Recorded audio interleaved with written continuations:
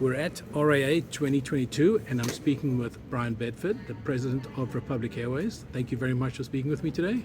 You're welcome. It's good to be here. Thank you. So there's all this stuff going on in the regional market, the labor problem in terms of pilot supply, the costs, the fuel cost that never seems to, it's a perennial problem. And so there are the short-term issues that everybody's struggling with. What I would like to get your perspective on is let's look a little further along, because somehow these things are going to be solved. Yes. Somehow. There's going to be disruption, but then disruption is opportunity, and opportunity creates something, hopefully positive for everybody. I'm looking further out, let's say the 2030, later this decade. Mm-hmm. We're talking about hybrid, we're talking about hydrogen, we're talking about electric. How do you see that role? I mean, this is surely the segment that we will see this equipment first. Well, you can follow the money, right? There's tremendous billions of dollars of capital from private equity and governments that are going into the hybrid space, the electric space, the hydrogen space. We haven't cracked the code yet between propulsion, energy source, and weight. We haven't found that right balance yet to commercialize it, but there are some really smart people in the industry that are focused singularly on trying to find the right formula. How do we balance the market opportunity with the energy source, with the cost efficiency? And I believe that by the end of the decade, we will actually have commercialized entry point in there, and it's going to happen within the regional space. I mean, the technology itself is going to have to start small, right, and work its way up to scale. So I feel like we're in the right spot to participate in that. And at Republic, we have an investment in Eve, we have an investment in Cape Air, which has an investment in eVTOL, right, in their Alice project, which just completed a successful high-speed taxi test this week and is on a short runway for a test flight later in the month. So again, I see just a lot of innovation on the design floor right now that people are trying to bring to market, and I think by the end of the decade we're going to see that, and that we'll participate in that.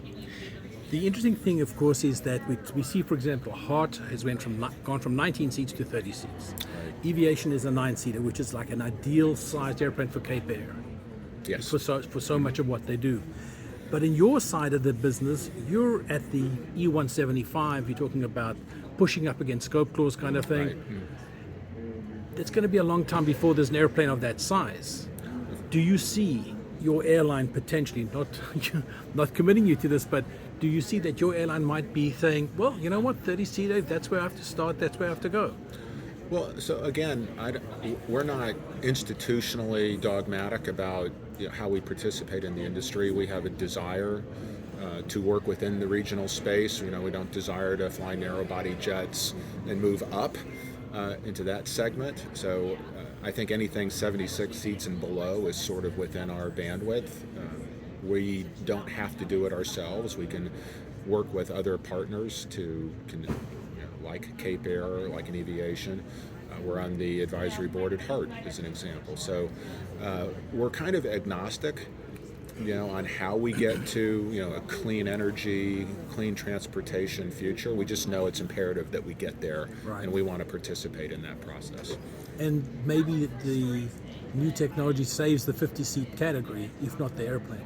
Well, again, is the next iteration hybrid?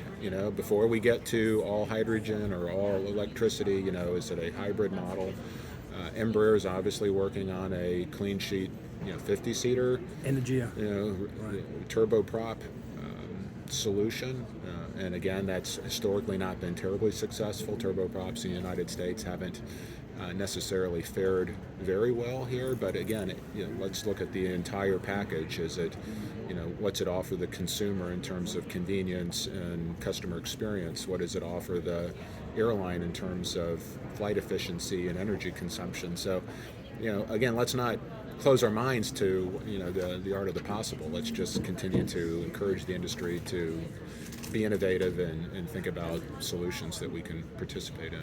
Final thought, when do you think the mists of uncertainty start to become clearer and we can see something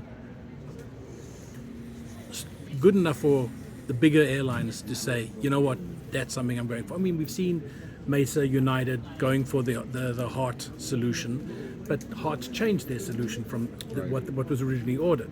And of course, you've got the eVTOL at the four-seater market. Right. There's a lot of stuff going on here.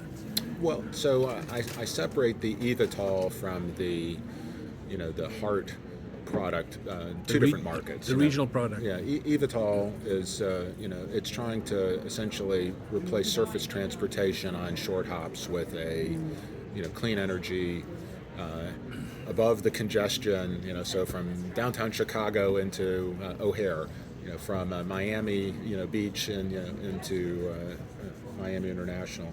So, different marketplace than perhaps what Hart is trying to do and what Eviation and some others are focused on in terms of, using the existing hub and spoke connected model. So I think it's a big tent. There's room for a lot of innovators in this marketplace. We've decided to work with Embraer and Eve on their UAV concept, eVTOL concept, and so again, we want to understand it. We want to help shape it. We want to be a part of the conversation, and to do that, we have to be prepared to engage both capital as well as our management bandwidth. Thank you so much. You're very welcome.